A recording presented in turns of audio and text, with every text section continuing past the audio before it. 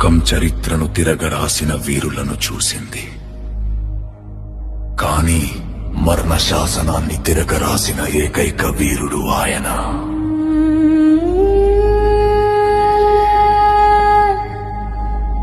శత్రువుని కత్తితో చంపడం కాదు, తన ప్రాణాన్ని బలిగా ఇచ్చి ఆ శత్రువులోని శత్రుత్వాన్ని చంపిన మహాయోధుడు.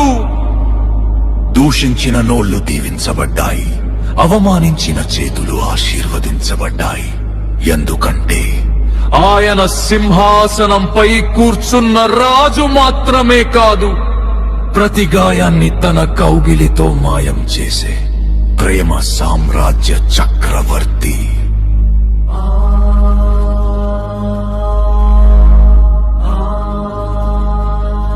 మరణం ఆయనను బంధించాలనుకుంది, కాని ఆ మరణానికే మరణం రుచి చూపించి సమాధిని బద్దలు కొట్టుకుని వచ్చిన మృత్యుంజయుడు పగవాడికి ధైర్యాన్ని, అలసిన గుండెకు ఆలింగనాన్ని ఇచ్చే ఏకైక ఆశ్రయం ఆయన.